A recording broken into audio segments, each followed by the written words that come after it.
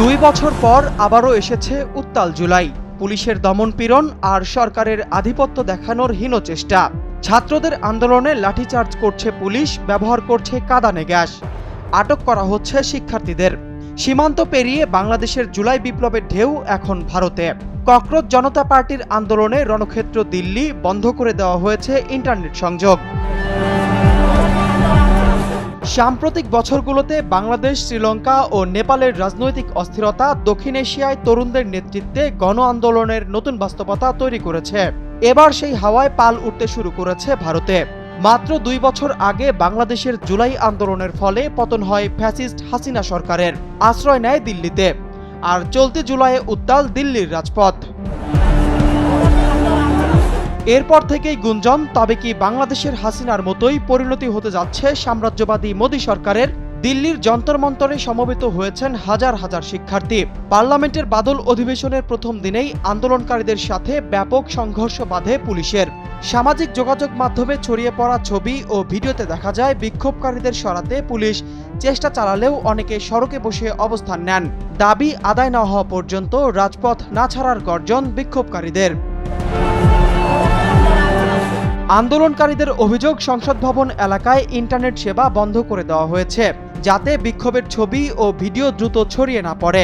ব্যবহার করা হয়েছে সিগন্যাল জ্যামার, ফলে বাধাগ্রস্ত হয় মাঠ পর্যায়ের তথ্য সংগ্রহ ও ভিডিও প্রকাশের প্রক্রিয়া। বিষয়টি নিশ্চিত করে বিবৃতি দিয়েছে ইন্টারনেট ফ্রিডম ফাউন্ডেশন। তবে এ বিষয়ে আনুষ্ঠানিকভাবে কোনো ব্যাখ্যা দেয়নি ভারতীয় কর্তৃপক্ষ। 2024-এর জুলাইতে বাংলাদেশের তরুণদের আন্দোলনেও ইন্টারনেট বন্ধ করেছিল সরকার। তারপর আরও গতি আসে আন্দোলনে, বাড়তে থাকে লাশের মিছিল। কিন্তু রক্তের গঙ্গা পেরিয়ে জেগে ওঠে নতুন স্বাধীনতার সূর্য। এমন বাস্তবতায় সকলের নজর এখন দিল্লির মসনদের দিকে। ছাত্র আন্দোলন দমাতে গিয়ে মারমুখী আচরণ করেছিল বাংলাদেশ, শ্রীলঙ্কা ও নেপালের তৎকালীন সরকার। শেষ পর্যন্ত টিকতে পারেনি কেউ। ভারতেও 40 ডিগ্রি সেলসিয়াসের তীব্র গরম, পুলিশি ব্যারিকেড কিংবা কড়া নিরাপত্তা, কোনো কিছুই থামাতে পারছে না আন্দোলনকারীদের। শুরুতে তাদের দাবি ছিল শিক্ষামন্ত্রী ধর্মেন্দ্র প্রধানের পদত্যাগ, কিন্তু সময় যত গড়াচ্ছে ততই উত্তপ্ত হচ্ছে পরিস্থিতি। আন্দোলনে নতুন গতি এনেছেন লাদাখের জলবায়ু কর্মী সোনাম ওয়াংচুক।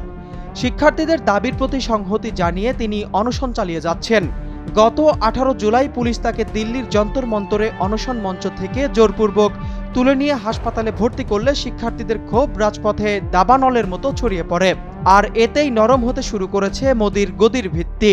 শিক্ষার্থীদের লং মার্চ চলে গেছে সংসদের গেটে। দক্ষিণ এশিয়ায় তরুণদের নেতৃত্বে সরকার পতনের যে হাওয়া লেগেছে, ভারত তার থেকে পুরোপুরি বিচ্ছিন্ন নয়। রাজনৈতিক বিশ্লেষকদের মতে মোদী সরকার যদি দমনপীড়নের পথ ছেড়ে শিক্ষার্থীদের যৌক্তিক দাবি মেনে না নেয়, তবে দীর্ঘমেয়াদে মোদীর রাজনৈতিক আধিপত্যকে খাদের কিনারায় নিয়ে যেতে পারে এই আন্দোলন।